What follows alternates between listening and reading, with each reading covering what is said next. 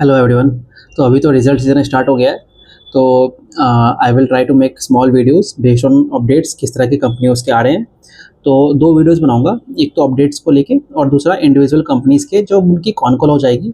तो उसके बाद किस तरह के प्रॉस्पेक्ट्स हैं अगले क्वार्टर के लिए। तो ये दो तरह के videos I will start to make. तो इसमें अभी तो जैसे देखेंगे कि जो मेजर कंपनीज़ है फास्ट फैशन स्पेस में, उनके नंबर्स तो आ गए हैं आपके दोनों, Bazaar Style as well as V two Retail के बारे में। तो उसी के बारे में इस वीडियो में डिस्कशन रखेंगे। तो शुरू करते हैं। अभी जैसे आप देखेंगे कि बाजार स्टाइल का अपडेट आज ही आया।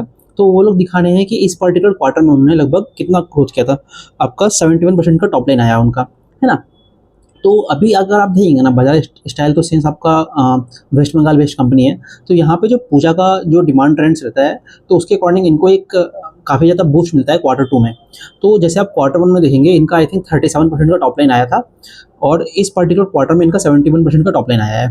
तो अगर आप उस दोनों को कंबाइन कर देते हो, तो H1 का जो ओवरऑल इनका टॉप लाइन आ रहा है, वो आपका अराउंड 55% के आसपास आ रहा है, जो कि बहुत ज़्यादा है एज़ कम्पेयर टू जो इनका गाइडेंस रहता है जनरली।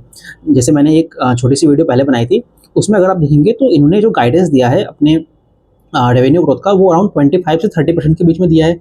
उसके बाद इन्होंने जो सेम स्टोर सेल्स ग्रोथ कहते हैं, मतलब जो इनकी पुरानी स्टोर्स है, उन पे कितना ये लोग अपना रेवेन्यू ग्रोथ एक्सपेक्ट कर रहे हैं, मतलब कितनी ग्रोथ एक्सपेक्ट कर रहे हैं, उसका ये लोग कहते हैं अराउंड 7 to 9% के आसपास ये लोग एक्सपेक्ट करते हैं वहाँ पे। तो अगर उस मैट्रिक्स में भी आप देखेंगे, तो अगर इनका सेम स्टोर सेल्स ग्रोथ जो है, अगर एब्सोल्यूट टर्म्स में देखेंगे आप, तो अराउंड 22% का आता है, जो कि बहुत ज़्यादा है।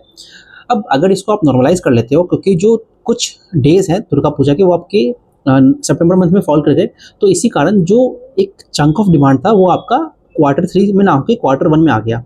तो अगर उस फैक्टर को भी इंक्लूड कर लेंगे, तो उसके बाद भी इनका 19% का सेम स्टोर सेल्स ग्रोथ है, विच इज़ मस्ट हायर जो इनका 7 to 8% का सस्टेनेबल गाइडेंस है। तो उस दोनों फ्रंट पे ही ये कंपनी ने अच्छा खासा परफॉर्म किया है। अब इसके बाद अगर आप इनकी स्टोर एडिशन का गाइडेंस देखेंगे ना, तो ये लोग आई थिंक अराउंड पूरे ईयरली 40 से 50 स्टोर्स की बात करते हैं ये लोग इस साल में करने के लिए, जो कि अराउंड आपका 20 से 25% के बीच में इनका ग्रोथ आता है। तो उसी के बेसिस पे ये लोग, उसमें अगर सेम स्टोर सेल्स ग्रोथ आप जोड़ दीजिए, तो वहीं से आपको ओवरऑल इनकी रेवेन्यू ग्रोथ का एक रफ आइडिया एस्टिमेट मिल जाएगा।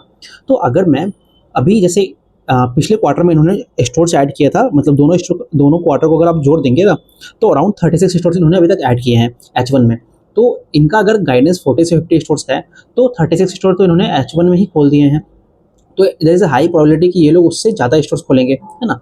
तो आपका रेवेन्यू जो इनका गाइडेंस है, उससे बेटर परफॉर्म कर रहे हैं ये लोग, है ना। और साथ में जो सेल्स पर फीट जो होती है इनके स्टोर्स की, उसका भी नंबर आई थिंक 865 रुपीज़ आया था, ठीक है। तो वो भी बढ़ रहा है। तो अभी आप जितने भी इनके मेट्रिक्स देखोगे ना, तो उन सभी पे इनको दिखता है कि जो परफॉर्मेंस है इनकी, वो is beating the expectations of the market.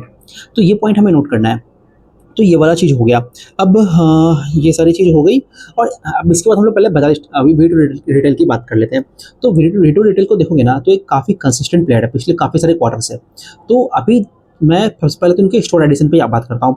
तो अगर आपको ध्यान होगा, तो क्वार्टर वन में इन्होंने स्टोर ऐड किए थे, अराउंड 28 स्टोर ऐड किए थे, ठीक है। अभी क्वार्टर टू में इन्होंने 43 स्टोर ऐड कर दिए हैं। अगर आप दोनों को जोड़ दोगे, तो लगभग 70+ स्टोर्स इन्होंने H1 में ही खोल दिया है। अब जो इनका इनिशियल टारगेट था FY26 में पूरे स्टोर्स को ओपन करने का, वो अराउंड 100 स्टोर्स था। फिर उन्होंने उन्होंने पिछले क्वार्टर में आया और उसको बढ़ाए, उसको बोला 120+ स्टोर्स करेंगे। और अभी अगर आप H1 को एंड होता हुआ देखोगे, तो वहाँ पे उन्होंने 70 स्टोर्स ऑलरेडी कर दिए हैं, है ना। तो अभी जनरली तो मतलब पूजा के टाइम ज़्यादा डिमांड रहता है इस कंपनी का भी, ऑल तो ये डाइवर्सिफाइड प्लेयर है। तो यहाँ पे भी अगर आप देखेंगे ना, तो इन्होंने जैसे QIP की बात की है, तो उसको लेके ये लोग अपने स्टोर्स को और बढ़ाते हुए दिखेंगे। तो वो वाला कंपोनेंट हो गया। तो हमें वहाँ भी दिख रहा है कि वी टू रिटेल भी है, वो भी खुद को बीट कर रहा है। अब अगर आप उसकी सेल्स ग्रोथ की बात करते हो, तो इस क्वार्टर में तो स्टैगरिंग 80% के ऊपर का सेल्स ग्रोथ आया है ना। अब यहीं पे आप देखिए कितना गेम कितना इंटरेस्टिंग रहता है।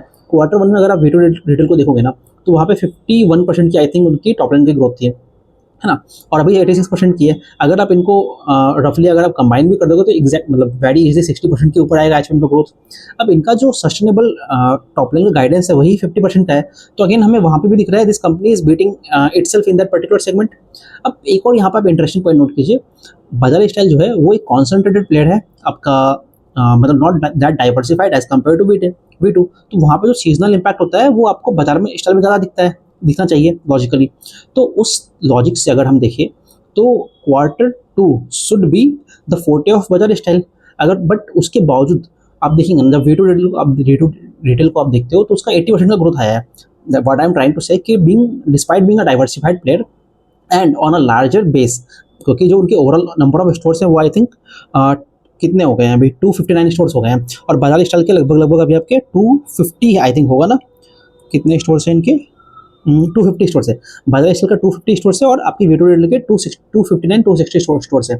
What I am trying to say कि वीडियो रिटेल का एक लार्जर बेस में पूजा का उतना इम्पैक्ट नहीं है, उसके बावजूद भी उनका जो ग्रोथ है वो उससे ज़्यादा आ रहा है। ये हमें एक तरह से ये बताता है कि जो बिजनेस मॉडल है वीडियो रिटेल का वो कितना मैच्योर हो रहा है और कितने अच्छी पॉजिटिवली आगे डायरेक्शन में बढ़ रहा है। इसका मतलब ये नहीं कि बजाज स्टाइल का बिजनेस कोई खराब है, दे आर ऑल्सो सभी मेट्रिक्स पे खुद के परफॉर्मेंस को बढ़ा रहे हैं, but the thing is video is clearly beating them in all these parameters.